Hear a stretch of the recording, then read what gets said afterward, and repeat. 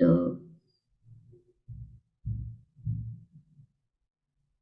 आज हम श्रीमद् भागवतम के तीसरे स्कंद के 33वें अध्याय के श्लोक संख्या 31 से लेकर 34 तक पढ़ेंगे और उसको समझने की कोशिश करें।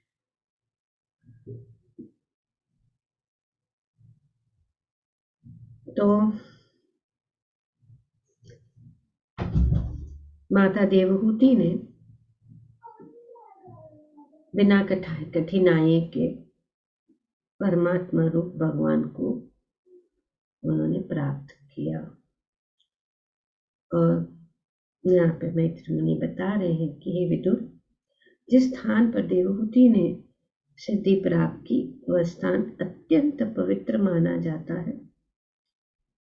ये तीनों लोकों में सिद्धपद के नाम से विख्यात है।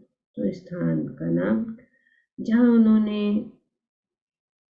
परम गति को प्राप्त की उस स्थान का नाम है सिद्धपद। और हे विदुर, उनके शरीर के तत्व पिघलकर जल बन गए और अब समस्त नदियों में सबसे पवित्र नदी के रूप में बह रहे हैं। जो भी इन नदी में स्नान करता है उसे सिद्धि प्राप्त होती है। अतः सिद्धि के इच्छुक लोग उसमें स्नान करते हैं। तो यहाँ पे बताया गया है कि शास्त्र के अनुसार किस प्रकार से माता देवहूति ने परम गति को प्राप्त की और उनका शरीर पिघलकर जल बन गए और नदी के रूप में नदी भी बह रही है और पवित्र नदियों में से एक है।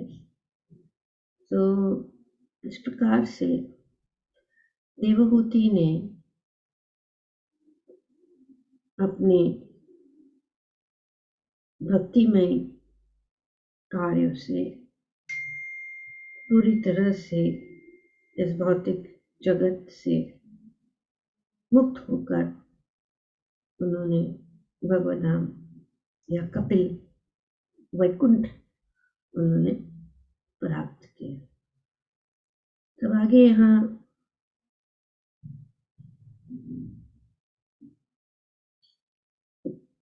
कपिल मुनि की गति बताई जा रही। महामुनि भगवान कपिल अपनी माता की आज्ञा से अपने पिता का आश्रम छोड़कर उत्तर पूर्व दिशा की ओर चले गए। तो ऐसे ही यहाँ पे फिर से कपिल मुनि के विषय में बताया। माता देवहूति ने परम गति को प्राप्त की। कपिल मुनि जो है हिमालय की ओर चले गए, उत्तर दिशा की ओर। और जब भी उत्तर दिशा की ओर जा रहे थे तो चारणों, गंधर्वों, मुनियों तथा अप्सराओं ने उसकी स्तुति की और सब प्रकार से उनका सम्मान किया। समुद्र ने उनका पूजन किया और नहाने के लिए स्थान दिया। तो उत्तर दिशा की ओर जा रहे, समुद्र तो कहीं और है। तो द्रौपदी जी ने बहुत अच्छी तरह से उनको समझाया। तो कपिल मुनि किस प्रकार से घर छोड़ के चले गए। बाबा जी अपने तात्पर्य बताते हैं कि एक कपिल मुनि, जैसे हम पढ़ चुके हैं, जान रहे हैं, सुन रहे हैं कि दो कपिल है। एक ये जो पाखंडी या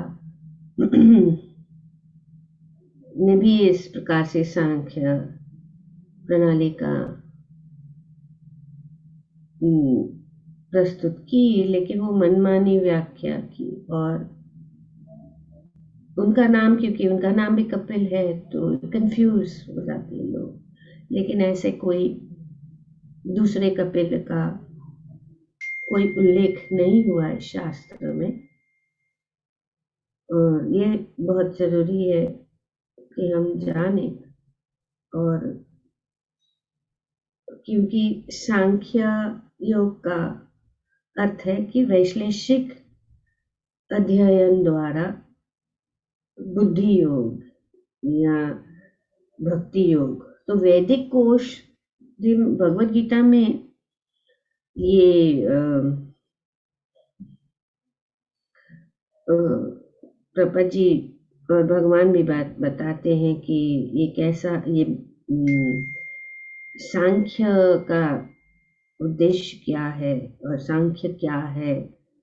और वे कहते हैं एषा ते विहिते सांख्ये बुद्धिर्योगे तो इमं शृणु बुद्धया युक्तो यय पार्थो कर्म बंधन पराश्यसि। तो सांख्य योग का भगवान ने वर्णन किया है भगवत गीता में, और कर्म क्या है वे बताने जा रहे हैं। तो भगवान कहते हैं हाँ, मैंने वैश्लेषिक अध्ययन सांख्य द्वारा इस ज्ञान का वर्णन किया है, और ये भक्ति योग है या बुद्धि योग ही है। अब निष्काम भाव से कर्म करना बता रहा हूं। तो कर्म, सकाम कर्म, निष्काम कर्म, निष्काम भाव से कर्म करना भगवान बताते हैं। और ये बात तुम यदि ऐसे ज्ञान के से कर्म करोगे तो तुम कर्मों के बंधन से अपने को मुक्त कर सकोगे। तो ये उद्देश्य है सांख्य। और वैदिक निरुक्ति के अनुसार सांख्य का अर्थ विस्तार से वस्तुओं का वर्णन करने वाला, तथा सांख्य उस दर्शन के लिए प्रयुक्त मिलता है जो आत्मा की वास्तविक प्रकृति का वर्णन करता है। तो ये आत्मा के साथ, और योग का अर्थ है इंद्रियों का निग्रह। तो इसीलिए सांख्य योग। तो ये असली सांख्य योग है। बाकी जो बताया गया है तो कंफ्यूज नहीं होना चाहिए। जो आत्मा का वर्णन, असली जो दर्शन, that philosophy that describes the real nature of the soul, वो philosophy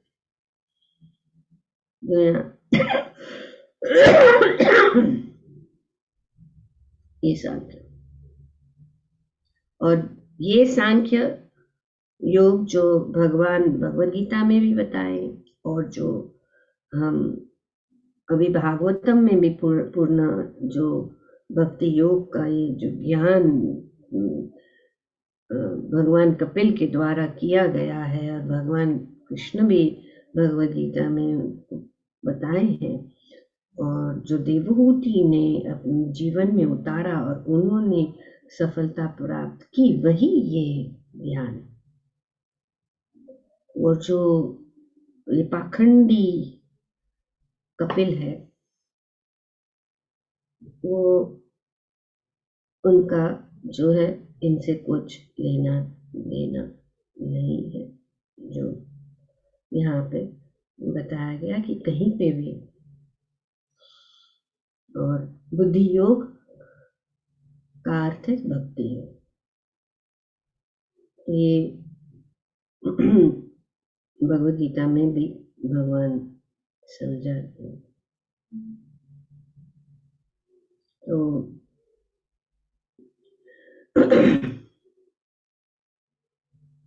तो ये जो सांख्य है वो नास्तिक कपिल के सांख्य दर्शन से कोई सरोकार नहीं है।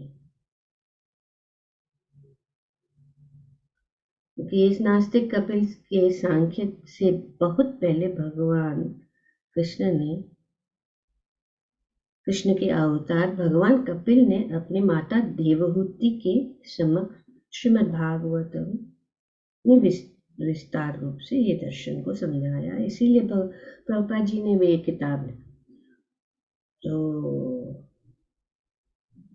Teachings of Lord Kapil, teachings Devahuti, वहां पे देवहूति स्पष्ट किया क्योंकि देवहूति का पुत्र कपिल।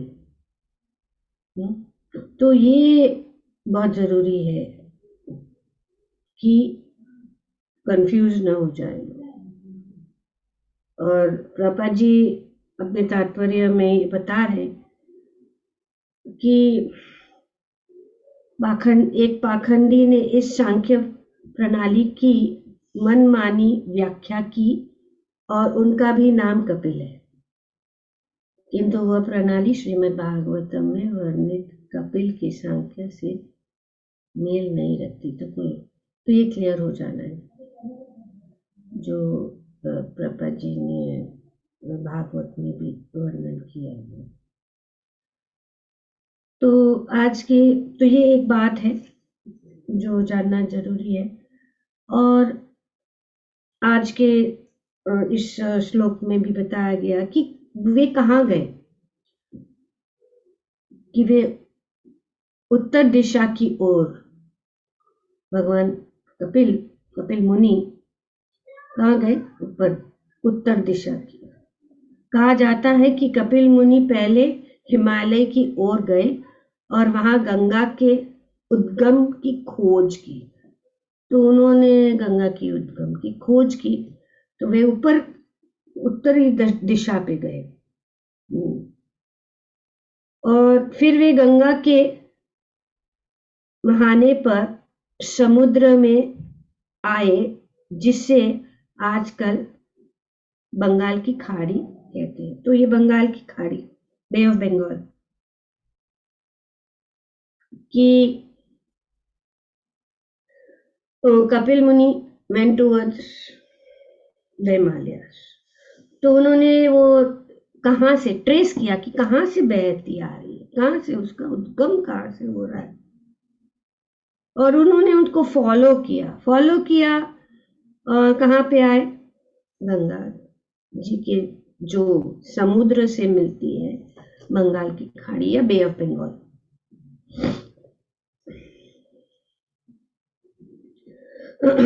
तो बंगाल की खाड़ी कहते हैं। सागर ने उन्हें रहने के लिए स्थान दिया, जैसे आज भी गंगा सागर कहते हैं, जहां गंगा नदी समुद्र से मिलती है। तो गंगा सागर कौन सा स्थान है, जहां पे गंगा नदी समुद्र से मिलती है। तो यह स्थान तीर्थ है, गंगा सागर तीर्थ कहलाता है। और आज भी लोग वहां जाकर सांख्य दर्शन के संस्थापक कपिल को नमस्कार करते हैं। तो इस प्रकार से ये गंगा सागर और वहां पे उन्होंने अपना आश्रम, यहाँ पे बताया गया कि उनको वहां पे स्थान, समुद्र ने उनका पूजन किया और रहने के लिए स्थान दिया। वहां पे भी अगर हम जाएंगे तो वहां पे आश्रम है और कपिल मुनि का वो मंदिर भी है, गंगा सागर तीर्थ कहते हैं, जो बंगाल की खाड़ी में हम देख सकते हैं। तो ये बहुत ही अच्छा स्थान तीर्थ है और सब लोग जाते हैं अभी भी वहाँ पे गंगा सागर। हम तो नहीं गए लेकिन जाना चाहिए एक बार तो कहते हैं ना, क्योंकि उसके पीछे भी कथा है। क्यों वो, और अभी 15 जनवरी जो ये है, क्या कहते हैं मकर संक्रांति, संक्रांति के दिन वहाँ पे गंगा सागर मेला होता है, बहुत लोग जाते हैं। जैसे कुंभ मेला होता है वैसे गंगा सागर मेला होता है वहाँ स्थान में, बंगाल की खाड़ी में, और बहुत सारे लोग जाते हैं। और क्योंकि उसकी पीछे कथा है। कथा इस प्रकार है कि भगवान राम के पूर्वज इक्ष्वाकु वंश के शासक राजा सागर, तो वे बहुत ही धार्मिक राजा थे और ऋषि मुनियों के आदेश के अनुसार उन्होंने, उनके निर्देशन में और आदेश के अनुसार उन्होंने अश्वमेध यज्ञ करने का निर्णय लिया। कहा जाता है जो 100 अश्वमेध यज्ञ करता है वे पृथ्वी पर प्रभुत्व प्राप्त करता है या इंद्र बन जाता है। तो अब उन्होंने 99 जो अश्वमेध यज्ञ किए, अश्व मतलब क्या है, अश्व का अर्थ है घोड़ा, हॉर्स। तो अभी जब वो ऐसे करने लगे तो इंद्र की जो गद्दी ना हो डोलने लगी, डोलमोल हो गई। तो उन्होंने सोचा कि कुछ तो करना होगा, नहीं तो मेरा जो है पोजीशन, हाँ पोजीशन खतरे में है। तो उन्होंने क्या किया, ये होना नहीं चाहिए, ये तो डर गए और उन्होंने अपने प्रभुत्व को, उन्होंने अपने वो जो घोड़ा था उन्होंने को चुरा लिया। जो घोड़ा यज्ञ में छोड़ा जाता है, सब जगह घूमता है। तो उन्होंने क्या किया, वो घोड़े को चुरा लिया और कपिल मुनि के आश्रम के पास छोड़ दिया, उधर बांध के रख दिया, कपिल मुनि के आश्रम। तो अभी घोड़ा कहीं नहीं मिल रहा है, किसी को पता नहीं। बंगाल की खाड़ी में जहाँ पे कपिल मुनि, वहाँ तो कभी कोई जाता भी नहीं था पहले, ऐसी जगह है। वहाँ पे बहुत सारे बाघ और मगरमच्छ वगैरह रहते हैं। तो अभी तो अलग बात है, पर पहला ऐसा तो कभी ऐसा सोचा भी नहीं। तो इसीलिए उन्होंने ऐसी जगह पे रख दी जहाँ पे कपिल मुनि वहाँ पे बैठे और ध्यान में बैठे। तो अभी महाराजा सागर ने सोचा अभी ये घोड़ा कहाँ है। तो उनके 60,000 पुत्र थे महाराजा सागर के। तो उन्होंने अपने 60,000 पुत्रों को घोड़े को ढूंढने के लिए भेजा, ढूंढ के लेके सब जगह गए, ढूंढ रहे। तो फिर ढूंढते ढूंढते वो वहाँ कपिल मुनि के आश्रम में पहुंच गए और उन्होंने देखा कि वहाँ पे घोड़ा उनके आश्रम में है बंधा हुआ। कपिल मुनि जो है गहरे ध्यान में थे और उन्होंने उनके ऊपर बहुत कटु वचन कहकर उनके ऊपर आरोप लगाया कि आपने घोड़े को चुराया। और इस प्रकार से वो डिस्टर्बेंस कर रहे थे आवाज। तो कपिल मुनि तो अपने ध्यान में थे और गहरी ध्यान में होने के कारण वो सामने होकर उनको इस प्रकार से उनको भला कह रहे थे। तो उनको तो पता नहीं क्या हो रहा है, लेकिन वो आवाज की वजह से उनका ध्यान टूट गया। और जब उन्होंने नेत्र खोले तो नेत्र उनके इनके ध्यान का प्रभाव के कारण उनके जब उन्होंने नेत्र खोले और वो जो सामने थे ना, उनके नेत्र जब उनकी दृष्टि उनके ऊपर पड़ी, वे जो है जल के भस्म हो गए पूरे 60,000 जो महाराजा सागर के और पूरे जो राख जल के, और वे उनका पतन होके नरक में चले गए। तो ऐसे जो चलता रहा, अभी महाराजा सागर ने अपने 60,000 घोड़ा तो मिला नहीं और पता भी नहीं लगा कि ये लोग क्या हुआ। तो राजा सागर के वंशज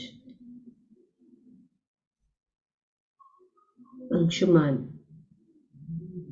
ने देखा कि घोड़ा अभी भी, वो उनको पता लगा कि घोड़ा अभी भी कपिल मुनि के आश्रम में है। तो उन्होंने ऋषि को प्रसन्न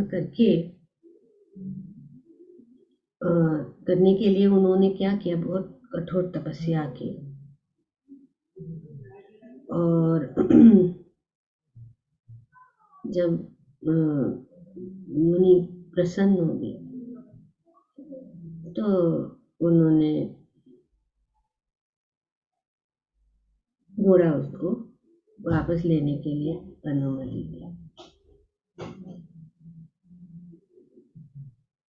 तो जब उन्होंने पता लगा कि उनके पूर्वजों की आत्मा को इनको कैसे बचाया जाए, ये 60,000 जो महाराजा सागर के जो पुत्र थे, उनके पूर्वज की आत्मा को कैसे उनका मुक्त हो जाए, तो उन्होंने कहा कि आप केवल गंगा के पवित्र जल से वे जो है श्राद्ध करने के बाद ही मुक्त हो जाते हैं, क्योंकि पवित्र गंगा जल।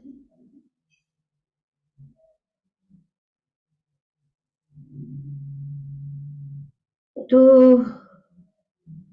पर बात ये हो गई कि भीषण सूखे के कारण अगस्त्य मुनि ने समुद्र का सारा पानी पी लिया था। वो भी एक बात। तो ऐसे एक पीढ़ी और बीत गई, वही वही के वही, कुछ बात चली नहीं, बढ़ी नहीं। फिर राजा भगीरथ ने सोचा कि मैं अपने जो इन पूर्वजों को, इनकी आत्माओं को मुक्त करने का मैं प्रयास करूंगा। तो ब्रह्मा जी के से प्रार्थना उन्होंने की और उनसे पवित्र गंगा को पृथ्वी पर अवतरित करने के लिए भगवान विष्णु से प्रार्थना करने के लिए कहा। तो ब्रह्मा जी ने कहा कि भगवान विष्णु से। तो भगवान विष्णु ने कहा ठीक है। फिर पर उन्होंने चेतावनी दी कि अगर गंगा अनियंत्रित हुई तो उनकी तीव्र शक्ति पूरी सृष्टि को नष्ट कर देगी। और उन्हें भगवान शिव से प्रार्थना करने के लिए कहा कि भगवान शिव से प्रार्थना करो, शिव गंगा की संपूर्ण शक्ति को वे जो अपनी जटाओं में धारण कर सकते हैं, और इस प्रकार से गंगा जी का जो वेग है वो कम हो। तो शिव जी भगीरथ की प्रार्थना की तो इस प्रकार से गंगा जी जो शिव जी की जटाओं में कि भूलैया में घूमते घूमते जो है उनकी जो वेग जो है कम होकर धीरे धीरे पृथ्वी पर उतर आई और भगीरथ अपने पूर्वजों के अंतिम संस्कार करने में सक्षम हुए और आत्माओं को पाताल लोक की आग से मुक्त कराया। तो इस प्रकार से राजा भगीरथ और ये गंगा जी कहाँ बहती बहती कहाँ गंगा सागर, तो इसीलिए गंगा सागर में गंगा जी वहाँ पे सागर में मिल जाती है। और इसीलिए इसके जैसे कि गंगा जी का एक नाम भगीरथ भी है, महाराज भगीरथ की तपस्या के कारण गंगा जी को भगीरथी भी कहते हैं। अगर हम जाते हैं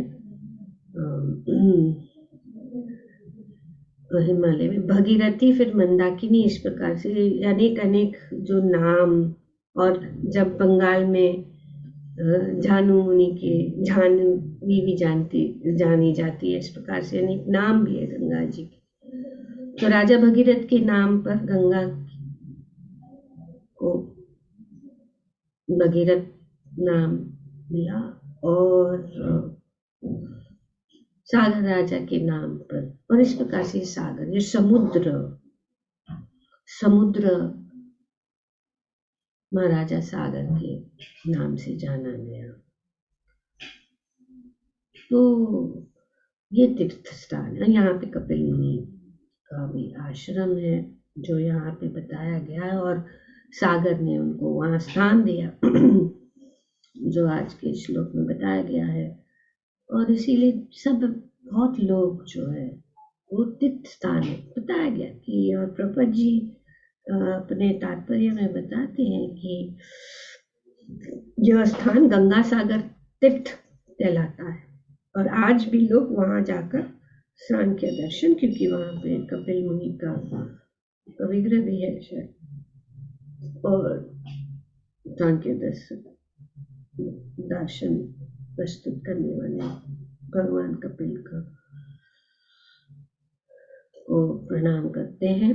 और क्योंकि गंगा जी ने सागर के 60,000 पुत्र को मुक्त कराया, तो मुक्ति की इच्छा से जो भी इस दिन मकर संक्रांति के इस दिन वहाँ स्नान करता है उस गंगा सागर में, वो मुक्त हो सकता है, अपने पापों से मुक्त हो सकता है और स्वर्ग की प्राप्ति कर सकता है। वो लोग मुक्ति चाहते हैं, जाते हैं स्नान करने के लिए। और इसीलिए बहुत लोग आज भी हर संक्रांति के दिन वो मेला लगता है और लोग वहाँ जाके स्नान करते हैं, बहुत अच्छा माना जाता है। जितना हमें, और माता देवभूति भी नदी बनकर, और सभी नदियां जो है सागर में मिल जाती है। तो अभी हमें इतना तो ज्ञान नहीं है। ये सिद्धपथ कहाँ है, शायद सिद्धपथ कहीं गुजरात में है या कौन से चलिए स्थान में है जहाँ उन्होंने परम गति को प्राप्त की, और नदी बनकर, क्योंकि बहुत सारी नदियाँ लुप्त भी हो गई है आज इस कलयुग में, या अंडरग्राउंड चली गई, जैसे सरस्वती भी अंडरग्राउंड चली गई है, और पर सब जाके सागर में रहते। तो गंगा सागर में स्नान करने का बहुत लाभ है। सभी नदियों, जितनी भी नदियां हैं उसमें अनेक नदी में स्नान करने से गंगा जी जहाँ मिल गए, गंगा जी तो सबसे पवित्र पावन करने वाली नदी है, शुद्ध करने वाली नदी है, और सागर भी वैसे भी शुद्ध करता है। तो इसलिए ये तीर्थ स्थान है और लोग वहाँ जाते हैं। और यह स्थान गंगा सागर तीर्थ कहलाता है और आज भी लोग वहाँ जाकर सांख्य दर्शन के संस्थापक कपिल को नमस्कार करते हैं। बोलो ग्रंथराज श्रीमद् भागवतम की जय। ओम तत्सत। Thank you very much. बहुत सारे वर्जन्स हैं गंगा सागर तीर्थ, लेकिन ये जो हम जानते हैं उसके अनुसार जो यहाँ पे बताया गया प्रभुपाद जी के द्वारा। ठीक है, हरे कृष्ण। ओके।